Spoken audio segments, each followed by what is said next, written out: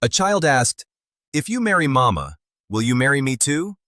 And it broke the cowboy's heart wide open. The sun was just beginning to rise over the dry hills when a lone rider appeared on the dusty road leading into Stillwater. The town was small, quiet, and almost forgotten by the rest of the world. It had a few wooden houses, a worn-out saloon, a blacksmith shop, and wide open land that stretched far beyond what the eye could see. The rider was a cowboy. He sat tall on his tired horse, wearing a long, dust-covered coat and a hat that had seen many storms. His face was rough from years of travel, and his eyes carried the weight of many silent memories.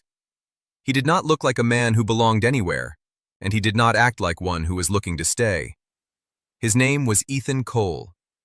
Ethan did not come into town with a plan.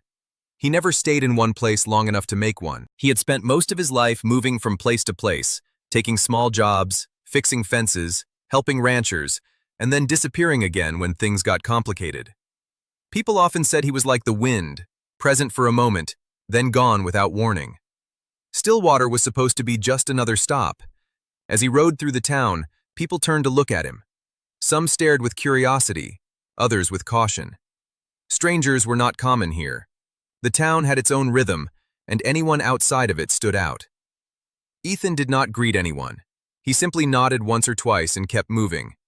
He stopped at the general store first. The shopkeeper, an older man with a thick mustache, looked at him carefully. "Looking for something?" the man asked. "Work," Ethan replied simply. The shopkeeper studied him for a moment, then pointed toward the edge of town. "Ranch work's always needed out there. Widow Harris owns the place. She might need help. Land's been falling apart since her husband passed." Ethan nodded again. "I'll check it out." Without another word, he turned his horse and headed toward the direction the man had pointed. The Harris Ranch was a little far from town. The fence lines were broken in several places, and the barn looked like it had not been repaired in years. The fields were dry, and the wind carried dust across the empty land. It was clear that whoever lived here was struggling. Ethan dismounted and looked around. For a moment, there was only silence. Then he heard a small voice. "Are you lost?" He turned slowly. Standing near the porch was a little girl. She looked no older than 7. She had messy brown hair tied loosely with a ribbon and wore a simple dress that had clearly been patched more than once. Her eyes were wide with curiosity, not fear. Ethan shook his head slightly. "No, just looking for work." The girl tilted her head. "Mama says strangers don't stay long." "Your mama is probably right," Ethan said calmly. Instead of going back inside, the girl stepped closer. She was not afraid of him. That was unusual. Most children ran or hid when they saw a stranger like him. "What's your name?" she asked. "Ethan." "I'm Lila," she said proudly, as if it was very important information. Before Ethan could say anything else, a woman appeared at the door of the house. She moved quickly, her expression sharp with concern. She was young, but life had clearly not been easy on her. Her hands showed signs of hard work, and her eyes carried both strength and exhaustion. "Lila, come here," the woman said firmly. The girl obeyed but kept looking at Ethan. The woman stepped forward slightly, placing herself between him and the child. "Can I help you?" she asked, her voice careful but guarded. "I'm looking for work," Ethan replied. "I was told you might need help on the ranch." She studied him closely. "We don't have much to pay." "I'm not asking for much." There was a long silence. The wind moved through the dry grass around them. The woman looked toward the broken fence line, then back at him. It was clear she needed help more than she wanted to trust a stranger. Finally, she said, "You can stay a few days. Fix what you can. We'll see after that." Ethan gave a small nod. "Fair enough." Lila peeked from behind her mother's dress, still watching him with bright, curious eyes. As Ethan turned to take care of his horse, he noticed she did not look away. She watched him like he was something new in her world, something she did not fully understand yet, but wanted to. Ethan Cole stayed at the Harris Ranch longer than he first planned. What was supposed to be only a few days slowly turned into weeks. The work was never easy, but he did not complain. He repaired broken fences, fixed the leaking roof of the barn, and helped bring water to dry fields. His hands were always busy, and his presence slowly became part of the ranch's daily life. At first, the widow Harris watched him carefully. She did not fully trust him. A stranger with no past and no clear future was not easy to accept. But Ethan worked quietly and honestly. He did not ask unnecessary questions, and he never tried to take advantage of their situation. Slowly, her doubt began to fade. Her name was Mary Harris. Mary had learned to live without depending on anyone. After her husband died, she had to take care of the ranch and her daughter alone. Every day was a struggle, but she never gave up. Still, life had made her careful. Trust was not something she gave easily. Ethan noticed this, but he never pushed her.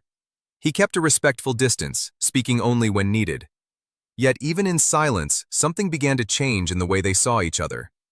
The biggest change, however, came from Lila. The little girl quickly grew attached to Ethan. She followed him everywhere around the ranch. When he worked on the fences, she sat nearby and watched. When he repaired tools, she asked questions. When he rode out to check the land, she waited for him to return. "Why do you always fix things alone?" Lila asked one afternoon while sitting on a wooden crate. Ethan paused for a moment. "Because I'm used to it." "That sounds lonely," she said simply. He did not answer right away. The word lonely stayed in his mind longer than he expected. From that day, Lila started talking to him more. She told him small things about her life. She talked about her mother, about the chickens in the yard, and about how she sometimes wished her father was still alive. Ethan listened quietly. He was not used to children speaking to him so openly. One evening, as the sun was setting and painting the sky in orange and gold, Lila brought him a cup of water while he was fixing a broken fence post. "You work too much," she said. Ethan gave a slight smile. "Someone has to." She sat down on the grass beside him. "Mama says you are just helping for a little while." He nodded. "That's right." Lila looked at him for a long moment. "But you are nice. You don't shout. You don't scare people." Ethan stopped working for a second. He looked at her quietly. "Not everyone needs to be scared." That was all he said, but it meant more than it sounded.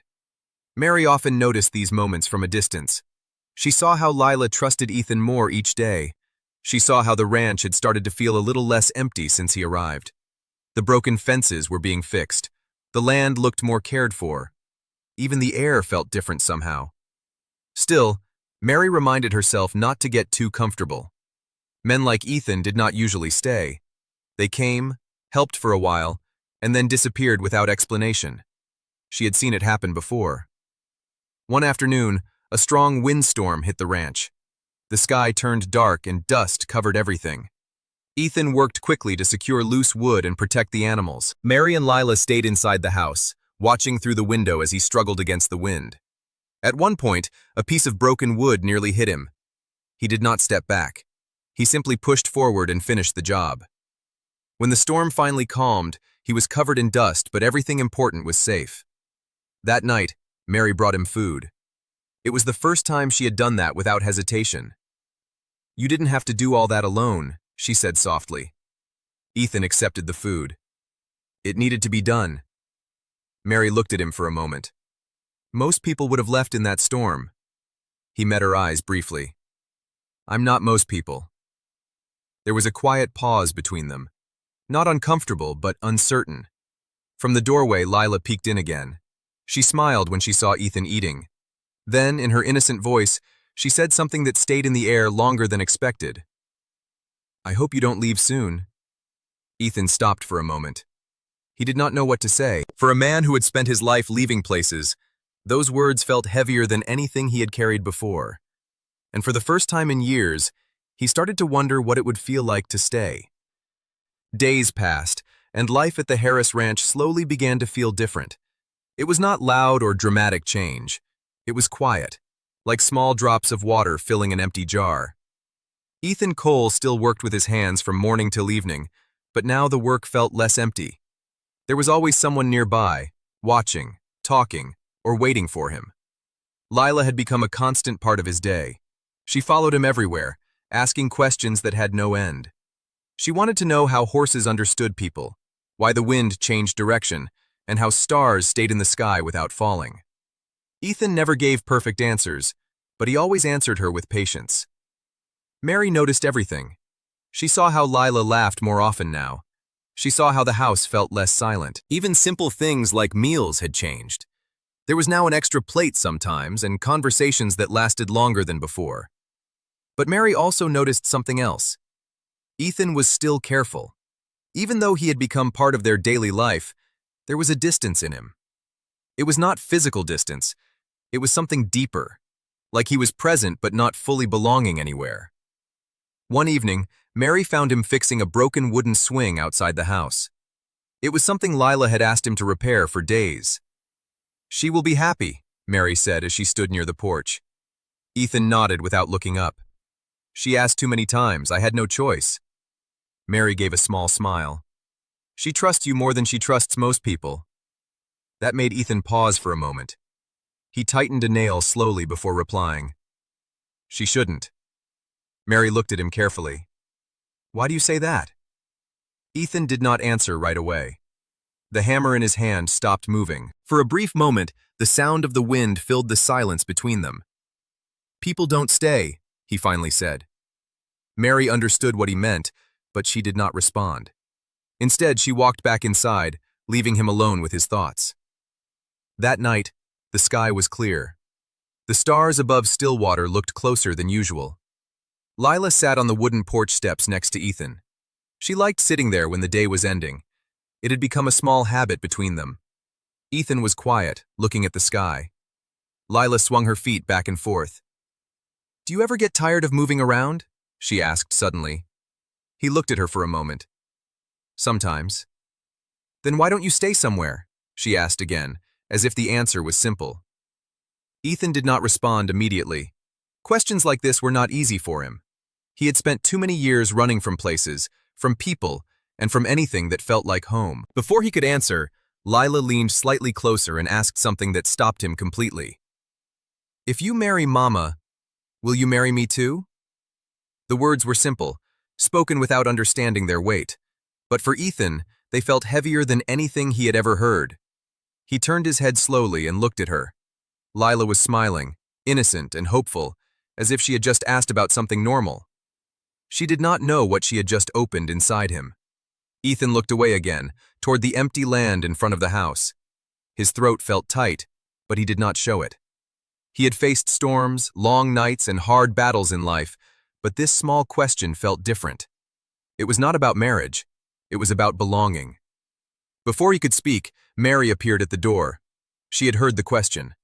Her expression was calm, but her eyes showed something deeper, uncertainty mixed with something she did not want to name. "Lila," Mary said gently, "go inside. It is late." The girl hesitated.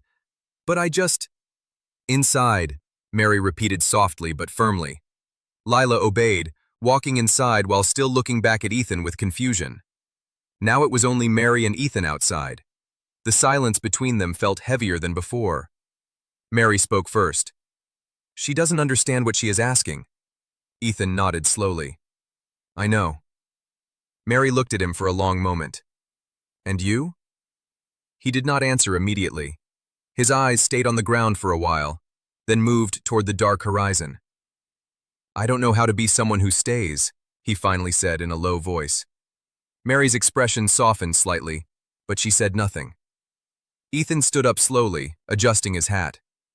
"It's getting late," he said quietly. But as he walked away toward the barn, his steps were slower than usual.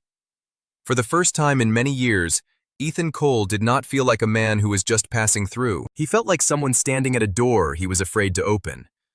The night after Lila's question, Ethan Cole could not sleep. The ranch was quiet, but his mind was not. He sat outside the barn for a long time, staring at the dark sky. The wind moved slowly through the empty land, just like it always did. But for Ethan, something inside him felt different now. He had spent many years moving from place to place. He had learned not to attach himself to anything. Homes were temporary. People were temporary. That was the rule he had lived by. It kept him safe, but it also kept him alone.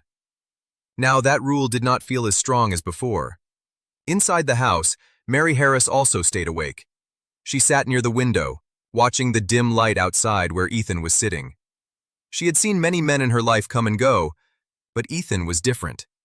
He did not talk much about himself, but his actions showed a man who carried pain quietly. And then there was Lila. She had already fallen asleep, unaware of how much her simple question had changed the atmosphere of the house. Morning came slowly. The sun rose over Stillwater, painting the land in soft gold. Ethan stood up from where he had been sitting and walked toward the ranch house. His steps were steady, but his mind was not. When he reached the yard, he saw Mary already outside. She was feeding the chickens. She looked tired, like she had also not slept well. For a moment, neither of them spoke. Finally, Mary said, "You didn't leave." Ethan looked at her. "No." Another silence followed.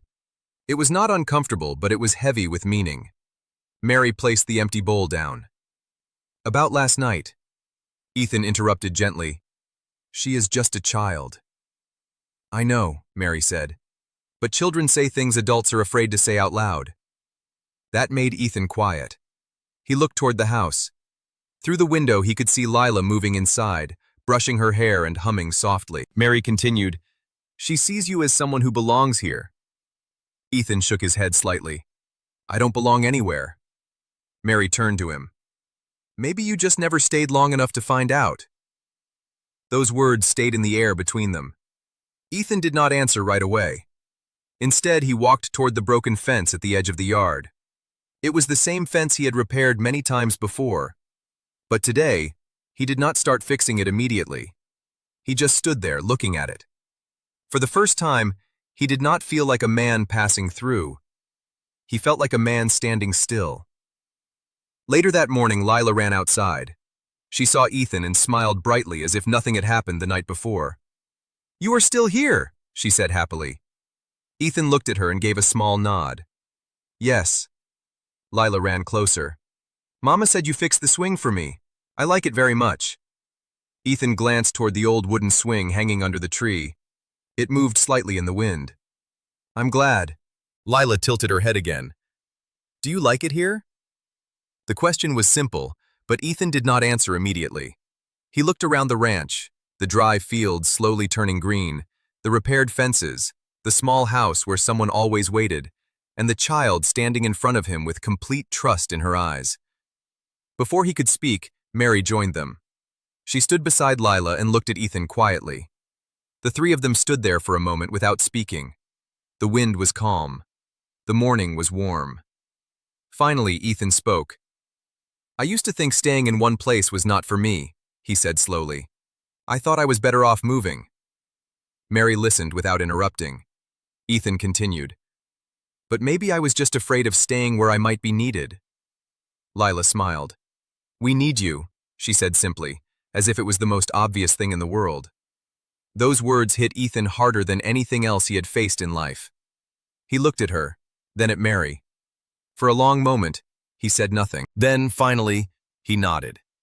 Days turned into weeks again, but something had changed now. Ethan did not prepare to leave. His horse stayed in the barn untouched. His belongings were no longer packed. He worked on the ranch not as a visitor, but as someone who was part of it. Lila stopped asking when he would leave.